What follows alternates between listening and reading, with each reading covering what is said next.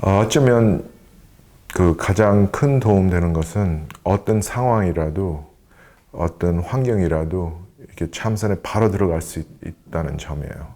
이렇게 대부분 사람들이 참선을 생각할 때는 이렇게 부처님 취하시는 자세, 방석 위에 이제 두 다리를 이렇게 구부려서 앉는 자세, 그 자세가 굉장히 어려운 자세인데, 근데 우리는 그렇게 이제 연결시키고 생각하는데 사실은 참선은 어떤 자세라도 이렇게 할 수 있는 수행법이에요. 주로 이렇게 전통적으로 볼 때는 이렇게 행주 좌화라는 표현이 있어요. 그래서 걸어 다닐 때, 서 있을 때, 앉아 있을 때, 누워 있을 때도 참선을 하라는 뜻이에요. 그래서 그렇게 생각하면 거의 어떤 자세라도 할 수 있으니까 어디서든 간에 할 수 있는 거예요. 그러면 우리가 무슨 일을 하고 있어도 할 수 있는 거예요. 그리고 그렇게 하면 그러면 어디서든가 참선의 혜택을 다 받고 누릴 수가 있는 거예요. 그래서 걸어 다니면서, 앉아 있으면서, 서 있으면서. 근데 그 정도로 그 참선하는 방법을 익히려면 연습을 많이 필요해요. 그래서 그것도 체계적으로 연습하면 비교적 빨리 습득할 수가 있어요. 그래서 처음에는 이렇게 의자에 앉든 뭐 방석 위에 앉든 그거 참선 전통에서는 기본 자세라고 하는데 처음엔 그렇게 배울 수가 있어요. 그래서 이렇게 앉으면서 그냥 가만히 있으면서 그게 집중하기 쉽죠. 그래서 그거 조금 익히면 서서 참선하는 거예요. 그것도 조금 익히면 걸어 다니면서 참선할 수도 있고 또 당연히 누워 있으면서 참선할 수가 있는 거예요. 그 네 가지 자세를 취하면서 참선하는 방법만 익히면 그럼 예를 들어서 컴퓨터 앞에 앉으면서 참선할 수가 있는 거예요. 또 조금 실력이 생기면 남의 말을 들으면서 회의 중에 앉으면서 남들 모르지만 좀 지루하거나 힘들 때, 지칠 때 속으로 그냥 참선하고 있으면 되는 거예요. 그러면 그렇게 하면서 또 다시 자기 몸과 마음을 충전시킬 수가 있는 거예요. 회의 중에도. 그래서 회의 끝날 때까지 기다리고 쉬는 것이 아니고 중에서 내가 다시 기운을 찾을 수가 있는 거예요. 나중에 정말 이렇게 많이 연습하면 그냥 통화 중에도 전화 받고 있을 때 상대방의 말을 듣고 있는 순간에도 내가 좀 흥분되는 일이 생기거나 좀 집중이 안 되면 그럼 참선 상태로 들어갈 수가 있는 거예요. 서서 하는 참선을 배우면 현장에서 일할 때도 서서 참선할 수도 있고 뭐 가게에서 줄 설 때 할 수도 있고 하여튼 일단 서 있을 때 할 수 있으면 거의 어디서나 할 수가 있는 거예요. 그리고 걸어 다니면서 할 수 있으면 운동삼아 산책해 가면서 할 수 있고 심지어 트레드밀 위에서도 할 수 있어요.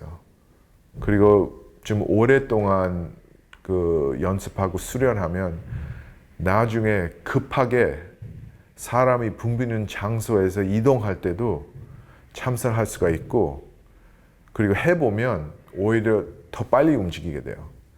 대부분 사람들이 이렇게 걸어서 하는 어떤 명상법을 생각할 때 굉장히 천천히, 굉장히 차분하게 걷는 모습을 대부분 그런 모습이 떠오를 텐데 근데 참선하는 사람은 잘 알지만 굉장히 급하게 움직이면서도 중심을 잡고 정신 집중이 흐트러지지 않으니까 굉장히 뭐랄까 이렇게 헛 동작 없이 움직일 수가 있는 거예요. 그래서 거리에서, 전철역에서, 뭐 공항에서 사람 많은 데서 빨리 움직이고 그리고 또 본인도 그렇게 초조해지지 않고 이 정도로 실력이 되면 나중에 단순한 일을 하면서 할 수가 있는 거예요. 그래서 설거지 할 때, 빨래를 갤 때, 청소할 때 움직이는 가운데서 그래도 참선 상태에 들어갈 수가 있다는 말이에요. 이 정도 실력이 익히면 그러면 더 복잡한 일을 하면서 할 수가 있는 거예요.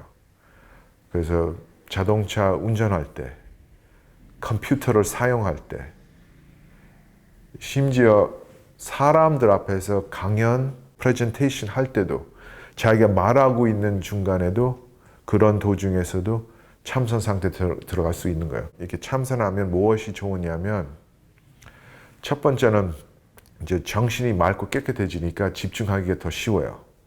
집중하기가 더 쉬우니까 지능력, 창의력, 상상력 그런 모든 능력들이 이렇게 향상되는 거예요. 또 동시에 마음도 차분해지고 편안해지고 여유가 생겨요. 흔들리지 않고 상당한 안정감이 생겨요. 그러니까 대인관계 속에서 더 융통성 있게 상대방을 이제 대할 수가 있고 그 말실수 같은 거, 뭐 표정이나 눈빛 같은 거 더 자연스럽고 편안해져요. 그래서 본인도 편안해지고 또 상대방도 편안해지는 거예요. 그리고 마지막으로 이제 그 업무상 일할 때 그 일하는 가운데서도 참선을 할 수만 있다면 문제 해결 능력, 대화하는 실력, 대화술 그런 것도 자기도 모르게 향상되는 거예요. 그리고 지칠 때 참선하면 빈틈 날 때 책상 앞에서 그 뭐 어디 가서 커피 한 잔 마시는 거나 그렇지 않으면 인터넷 들어가서 시간 낭비하는 것보다 한 그 글자 그대로 1분만, 5분만 참선하면 그 휴대폰 꽂고 충전하듯이 몸과 마음을 재충전시킬 수가 있는 거예요.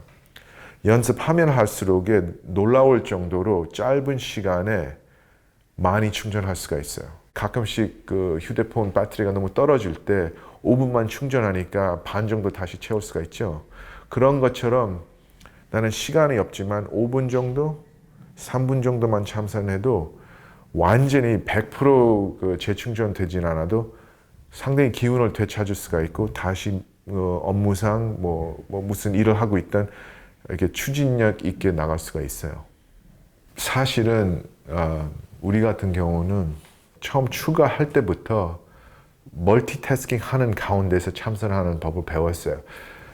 저는 조용하고 이렇게 방해가 없는 환경에서 참선해 본 적이 없어요.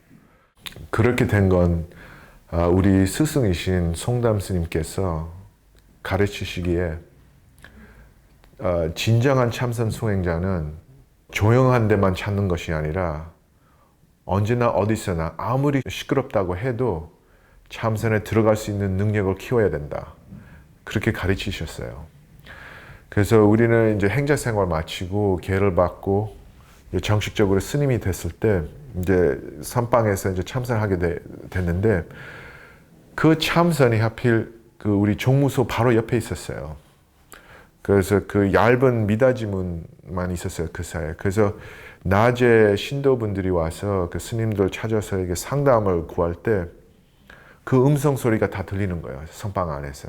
다 들려요, 남의 개인적인 얘기가. 근데 그 가운데서 그래도 우리가 참선하고 그리고 그런 환경 속에서 상식적으로 보면 누군가 불편할 것 같은데 근데 사실 우리 스님들 중에 그거에 대해서 불만을 삼는 사람 하나도 없었어요. 원래부터 송담 스님께서 우리들을 그렇게 가르쳐 주셨기 때문이에요. 그게 무슨 뜻이냐면 현실 속에서 언제나 참선할 수 있는 능력을 키우라는 가르침이었어요. 그런 가르침을 잘 파악하고 그런 상태에서 참선 배우면 그러면 오히려 멀티태스킹 하는 생활 하기 위해서 만들어진 수행법이라고 생각할 수가 있는 거예요. 그래서 이제 우리 본사에서는 이제 설거지하면서 청소하면서 어떤 노동을 하면서 신도분들을 만나면서 종무소에서 여러 가지 복잡한 사무적인 일을 하면서 배웠는데 똑같은 거예요, 사실은. 여기 바깥 사회에서 사는 사람들 모습하고는. 그래서 어떤 면에서는 참선은 이 시대를 위해서 가장 적절한 수행법이라고 생각합니다.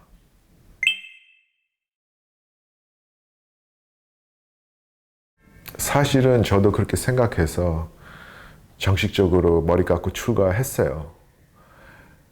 근데 해보니까 이렇게 발견하게 되는 거는 선방에 들어간다고 해서 그 세상이 주는 방해를 다 차단시키는 건 아니에요. 그 안에서도 여러 가지 일이 생길 수도 있고 나도 뭐 병이 생길 수도 있고 그렇지 않으면 안 좋은 감정이 생길 수도 있고 그래서 내가 한마디로 하면 내가 세상을 도망쳐도 내 자신을 도망치기가 어려운 거예요. 그래서 해보면 다들 알게 되는데 선방 들어간다고 해서 사실은 이게 모든 문제가 해결되는 것이 아니에요. 그래서 저도 이제 그런 경험을 해보니까 나중에 이제 그 송담 스님을 찾아뵈었어요. 그래서 이제 선방에서 하면 더 어렵고 바깥에서 하면 더 어렵고 그래서 좀 어떻게 하면 제일 좋을까 이제 여쭤보니까 송담 스님께서 이렇게 대답을 하셨어요. 그 템플스테이처럼 그러니까 좀 산속처럼 고요하고 별로 방해가 없고 뭐 시끄러운 것도 없는 데서 특히 선방 같은데 이렇게 규칙이 다 잡힌 데서 하면 장점은 자기가 하고 싶거나 말거나 하게 돼 있어요. 그리고 또 환경이 그것을 다 지탱해줘요. 방해 하나도 안 해주니까 일단 참선을 하게 돼 있어요. 어느 날 의욕이 떨어진다 해도 똑같이 하게 돼 있는 거예요. 그래서 그것이 그런 제도의 장점이라고 볼 수가 있는데 근데 언젠가 쉬어야 되거든요. 언젠가 그 제도에서 나와야 되는데 나오는 순간에 내가 하도 그 환경에 의지하는 습관이 생겨서 혼자서 밀고 나가기가 어렵다는 것을 알게 돼요. 쉽게 다른 생각을 할 수도 있고 그런 충동적인 생각도 날 수도 있는데 뭐 오늘 조금 쉴까 뭐 좀 맛있는 거 먹으러 갈까 그렇게 하면 환경이 안 잡아주니까 또 내가 내 자신을 제어하는 기술을 그렇게 많이 익히지 않았기 때문에 그게 다시 어려운 거예요. 그래서 송담 스님께서 저한테 어떻게 말씀하셨느냐면 처음부터 시끄러운 가운데서 참선을 익히면 처음에는 굉장히 어려워요. 사실 가만히 앉으면서도 참선을 하려고 하면 다른 생각 계속 일어나요. 근데 움직이면서 하려고 하거나 좀 시끄러운 환경에서 하면 더욱 더 어려운 거예요. 그래서 처음에서 너무 어려우니까 누구라도 거의 내가 뭐 산속에 있는 절에 가야겠다, 참선센터로 가야겠다, 템플스테이 하러 가야겠다 그렇게 생각하게 돼 있어요. 근데 버티기만 하면 포기하지 않고 열심히만 하면 인내심을 갖고 끝까지 하면 나중에 시끄러워도 괜찮아요. 그런 자극을 흘려보내는 방법을 배워요. 그리고 움직이고 있어도 괜찮아요. 꼭 내가 원하는 자세를 취하진 않아도 예를 들어서 뭐 대중교통을 이용하는 중 이렇게 그런 데서 그 움직이는 가운데서 그래도 괜찮아요. 그렇게 그 정도로 실력이 생기면 그러면 조용하든 안 하든 뭐 방해가 많든 이렇게 없든 사람이 있든 없든 거의 어떤 상황이라도 내가 쉽게 참선할 수가 있는 거예요. 내가 아직 선방에서 이런 문제로 고민하고 있을 때 송담 스님의 시자가 갑자기 사임하고 내가 새로운 시자로 임명되었다. 나는 그 기회를 활용해 송담 스님에게 올바른 참선 수행에 대한 고민을 털어놨다. 질문 하나 드려도 되겠습니까? 옛날에는 스님들이 소임을 맡을 때 나는 내 생각을 한국어로 표현하는데 애를 먹었다. 단순한 울력만 했습니다. 비질과 청소, 장작패기 같은 거요. 그런 단순한 일을 하면서 참선 수행을 하는 것이 더 쉽지 않았을까요?